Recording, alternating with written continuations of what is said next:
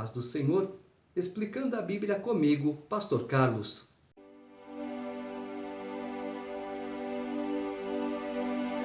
Primeira carta de Paulo aos Coríntios, capítulo 9. Não sou eu porventura livre? Não sou apóstolo? Não vi Jesus nosso Senhor? Acaso não sois fruto do meu trabalho no Senhor? Se não sou apóstolo para outrem, certamente o sou para vós outros, porque vós sois o selo do meu apostolado no Senhor. A minha defesa perante os que me interpelam é esta: não temos nós o direito de comer e beber, e também o de fazer-nos acompanhar de uma mulher irmã, como fazem os demais apóstolos e os irmãos do Senhor e Cefas? Ou somente eu e Barnabé não temos direito de deixar de trabalhar? Quem jamais vai à guerra à sua própria custa? Quem planta a vinha e não come do seu fruto? Ou quem apacenta um rebanho e não se alimenta do leite do rebanho? Porventura falo isto como homem, ou não o diz também a lei? Porque na lei de Moisés está escrito: não atarás a boca ao boi quando pisa o trigo. Acaso é com bois que Deus se preocupa, ou é seguramente por nós que ele o diz? Certo que é por nós que está escrito: pois o que lavra cumpre fazê-lo com esperança. O que pisa o trigo, faça-o na esperança de receber a parte que lhe é devida.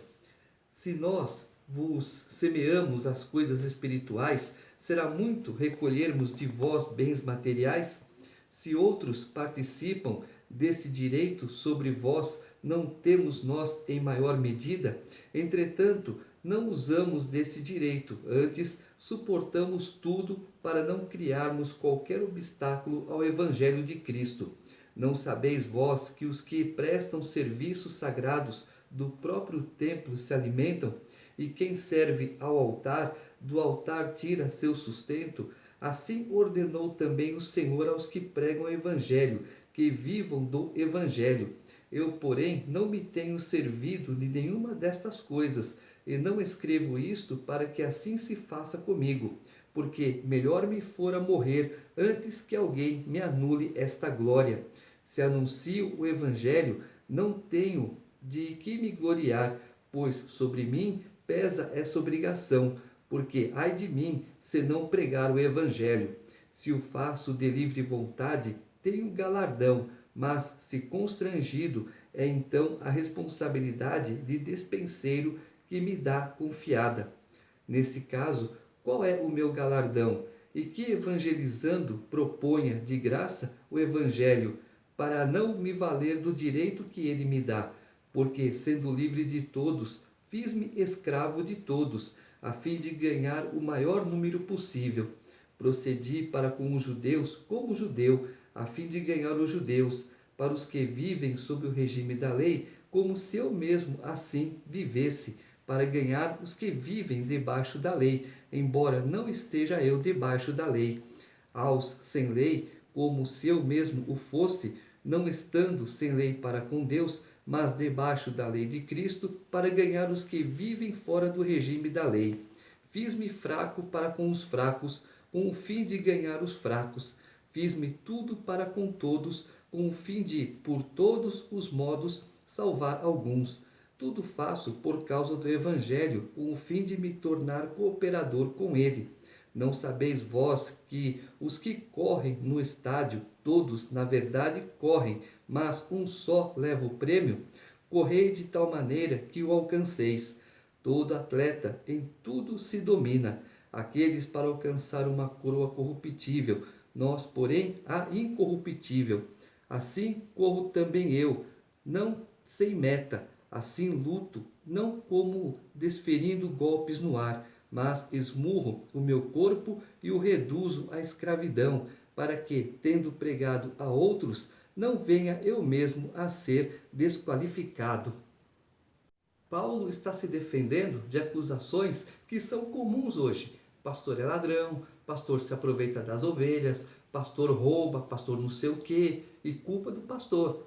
Infelizmente, você vai encontrar muitas pessoas assim, que estão abrindo igrejas porque eu não tenho condições de trabalhar, então eu vou montar uma igreja, eu vou ganhar ovelhas, eu vou falar um monte de baboseira e vou tirar o dinheiro delas. É assim que as pessoas pensam.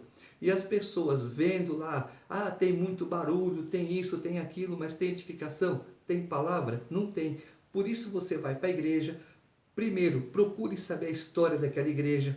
Segundo, veja quem está na liderança. Veja se aquela pessoa tem capacidade, competência para estar na liderança. Veja o que aquela pessoa está ensinando. Veja se aquela pessoa não está induzindo você ao erro. Você tem que ver um monte de coisa, não é simplesmente entrar na igreja, sentar e tudo que vem é bom. Nada disso. Quem montou? Por que montou? Quem fez? Por que fez? De onde veio? De onde surgiu? De onde apareceu? Um monte de coisa. Não é assim. Existem aproveitadores. E Deus fala, apacente as minhas ovelhas. Então o pastor, ele tem que saber a hora de dar pão, saber a hora de dar água para a ovelha. A ovelha dá o que para o pastor? O trabalho dela, 1/10 do trabalho dela. Mas a ovelha, animal, em que sentido? Ela só dá o pelo para fazer o quê? Para fazer a lã. O couro, não se tira couro de ovelha. Se tira couro de vaca, se tira couro de boi, mas da ovelha não se tira couro. E muitos pastores estão fazendo isso. Porque Paulo agora é comilão, é beberrão, está nas custas de não sei quem. Veja o trabalho de Paulo. Como que ele pode estar aqui trabalhando, fazendo o trabalho material dele e fazer o trabalho espiritual dele também, indo para um lado, indo para o outro, passar semanas, meses fora? Tem condição? Não tem. Então, quem trabalha na obra, viva da obra. Pega lá, quando Moisés mandou fazer o tabernáculo, o que Deus falou? Tal parte é do sumo sacerdote, tal parte é minha, toda minha, não é para dividir com ninguém. Essa parte, vamos dizer assim, holocausto ou sacrifício, é para mim tanto, para o sacerdote tanto, para o sumo sacerdote tanto. Tudo dividido. Por quê? Eles estão fazendo o trabalho de Deus, eles estão trabalhando para Deus. Agora, você montar uma igreja, porque eu não trabalho, eu preciso de uma renda, então a pessoa escolhe roubar, que é muito mais fácil. A pessoa abre uma igreja sem direção de Deus, sem nada, e as pessoas que não têm conhecimento faz o quê? Entra, tadinho do pastor, é bonzinho, é bom aquilo, é lobo em forma de ovelha. Por isso, tome cuidado. Eu sempre falo, a igreja sobrevive de dízimos e ofertas, mais que isso é exploração. Capítulo 10. Ora, irmãos, não quero que ignoreis que nossos pais estiveram todos sob a nuvem e todos passaram pelo mar, tendo sido todos batizados assim na nuvem como no mar, com respeito a Moisés. Todos eles comeram de um só manjar espiritual e beberam da mesma fonte espiritual, porque bebiam de uma pedra espiritual que os seguia, e a pedra era Cristo. Entretanto, Deus não se agradou da maioria deles, razão porque ficaram prostrados no deserto. Ora, estas coisas se tornaram exemplos para nós, a fim de que não cobicemos as coisas más, como eles cobiçaram. Não vos façais, pois, idólatras, como alguns deles, porquanto está escrito: o povo assentou-se para comer e beber e levantou-se para divertir-se. E não pratiquemos imoralidade, como alguns deles o fizeram, e caíram num só dia 23.000. Não ponhamos o Senhor à prova, como alguns deles já fizeram, e pereceram pelas mordeduras das serpentes. Nem murmureis, como alguns deles murmuraram, e foram destruídos pelo exterminador. Estas coisas lhes sobrevieram como exemplos, e foram escritas para advertência nossa, de nós outros, sobre quem os fins dos séculos têm chegado. Aquele, pois, que pensa estar em pé, veja que não caia. Não vos sobreveio tentação que não fosse humana, mas Deus é fiel e não permitirá que sejais tentados além das vossas forças. Pelo contrário, juntamente com a tentação, vos proverá livramento, de sorte que a possais suportar. O que é o batismo? Batismo significa imersão, simbolizando uma morte. Mergulhamos a pessoa na água, simbolizando que ela morreu. Retiramos a pessoa da água, simbolizando que ela nasceu para uma nova vida. Muito bem, o povo no deserto tinha a nuvem. A nuvem protegia o acampamento durante o dia dos raios solares, fazia sombra. E à noite fazia claridade, iluminando o acampamento todo. Então, simbolicamente, eles estavam debaixo, estavam sob essa nuvem, sendo batizados. Quando o povo atravessa o Mar Vermelho, também havia uma parede de água de um lado, outra parede de água do outro. Eles estavam sob essa parede, não debaixo, não literalmente embaixo, mas eles estavam sob. As altas paredes faziam uma coluna de um lado, outra coluna do outro, simbolizando que eles estavam submersos, que eles estavam morrendo para uma vida errada e nascendo lá na frente, na terra prometida, para uma nova vida. E Paulo lembra, olha, nesse tempo era para eles terem andado corretamente. Andaram? Não. Caíram na idolatria. Levantavam e se preocupavam apenas em se divertir. Se esqueceram das coisas de Deus. E aí depois, quando Deus abandona, Deus me abandonou. Não, Deus nunca abandona ninguém. O problema é que as pessoas, em primeiro lugar, abandonam Deus. Se você abandona Deus, você quer que Ele faça o quê por você? Ele te protege, Ele cuida, Ele te zela, mas até certo ponto. Não se afaste de Deus. Esteja sempre debaixo das poderosas mãos de Deus, para que tudo te vá bem na terra.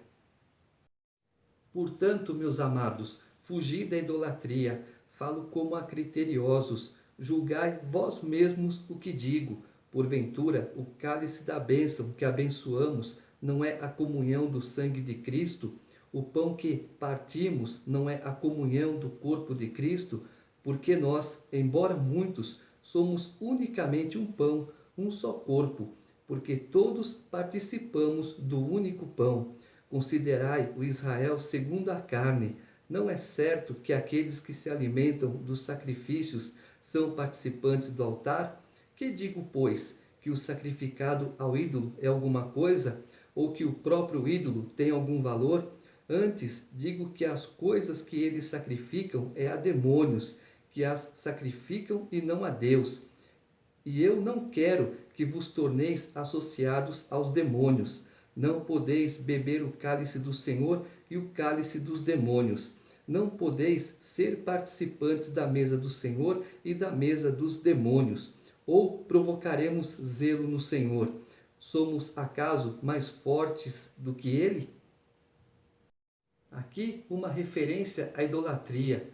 A gente, quando criança, recebemos instruções erradas de nossos pais, principalmente se o pai está na posição A ou na posição B, mas não está na posição C, que é a principal. A principal posição é a C. A A e a B não levam a nada. Sim, levam à perdição. Você tem que beijar esse santo, porque esse santo é milagroso. Do que é feito esse santo? De gesso? De pau? De barro? Pintura? Tem os olhos, tem a boca, tem o nariz, tudo pintado? Como falaram aqui atrás. Tem boca? Não falam. Tem olhos? Não veem. Tem ouvidos e não ouvem. Tem mãos que não podem abençoar. Tem pés que não podem sair do lugar. Para que serve isso? Para ficar ali ocupando espaço, juntando poeira e dando trabalho para limpar. Então, o cristão, aquele que recebe Jesus no coração, já tem que ficar livre dessas coisas. Começa a ficar livre. Mas não sei o quê. Quem foi que disse que é pecado você pegar uma imagem e tacar no chão e quebrar? Isso tudo é comércio. Sempre foi comércio. Infelizmente, tem que falar a verdade. Eu caí nesse conto. Eu estava nesse conto. Eu comprava ídolos para mim. Então, quando eu enxerguei Jesus, eu fiquei livre dessas coisas. E não sou eu que estou falando, não. É Paulo. Paulo aqui, na Bíblia. Tá certo? Vejam, conheçam a verdade, para que a verdade vos liberte. E quem é a verdade? Ela é Cristo. Todas as coisas são lícitas, mas nem todas convêm. Todas são lícitas, mas nem todas edificam. Ninguém busca o seu próprio interesse, e sim o de outrem. Comei de tudo que se vende no mercado, sem nada perguntardes por motivo de consciência, porque do Senhor é a terra e a sua plenitude. Se algum dentre os incrédulos vos convidar e quiserdes ir, comei de tudo que for posto diante de vós, sem nada perguntardes por motivo de consciência. Porém, se alguém vos disser, isto é coisa sacrificada a ídolo, não comais, por causa daquele que vos advertiu e por causa da consciência. Consciência, digo, não a tua propriamente, mas a do outro. Pois, porque há de ser julgada a minha liberdade pela consciência alheia? Se eu participo com ações de graças, porque hei de ser vituperado por causa daquilo porque dou graças? Portanto, quer comais, quer bebais, ou façais outra coisa qualquer, fazei tudo para a glória de Deus. Não vos torneis causa de tropeço, nem para judeus, nem para gentios, nem tampouco para a igreja de Deus. Assim como também eu procuro em tudo ser agradável a todos, não buscando o meu próprio interesse, mas o de muitos, para que sejam salvos. Sede meus imitadores, como também eu sou de Cristo. Mais uma vez, Paulo está dizendo sobre o que comer, o que não comer, o que fazer, o que deixar de fazer. Um exemplo, para ficar bem claro o texto aqui. Se o macumbeiro chama você, olha, é meu aniversário e eu queria que você participasse do meu aniversário. Você sendo cristão, você vai ou não? Eu vou. Sim, vou. Por quê? Eu vou mostrar para ele que eu sou diferente. Eu vou levar um presente para ele. É claro que naquela casa haverá coisas estranhas. Enquanto as coisas estranhas não aparecem, eu estou lá. Se eu quiser comer, eu como. Se eu quiser beber, eu bebo, porque eu sei que tudo aquilo foi oferecido. Então, quando a coisa ficar desagradável para mim, quando a coisa não estiver de acordo com as leis de Deus, sinto muito, eu tenho meus afazeres, obrigado pelo convite, até logo. E morreu o assunto. Quando acabar a parafernália dele, ele vai pegar aquele presente, ele vai falar, olha, aquele rapaz é cristão, ele veio na minha festa, ele aceitou meu convite. É claro que isso pode até acontecer se Deus mandar, mas do contrário, não se preocupe. Você foi, você fez a sua parte.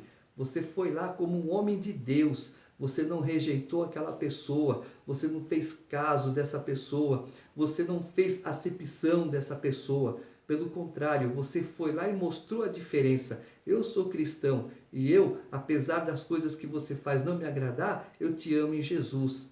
E isso vai fazer a diferença. Isso vai fazer com que ele pense, não, ele está aqui, ele me agradou. É claro que eu já passei em certos lugares onde era a casa de um irmão e no mesmo quintal do outro lado era um centro. Quando nós passamos por aquele corredor, a pessoa saiu daquela casa e começou a esparramar pipoca pelo chão. Eu me preocupei? Nem um pouco. Ele simplesmente estava jogando um alimento fora, que depois vem uma pomba, vem um bicho qualquer, leva embora e come. Para mim, eu não vou pegar do chão. Mas alguém pega. Alguém está sendo agraciado com essas pipocas que foram jogadas no chão. Então, não tem o que fazer. Faça a tua parte. Seja diferente.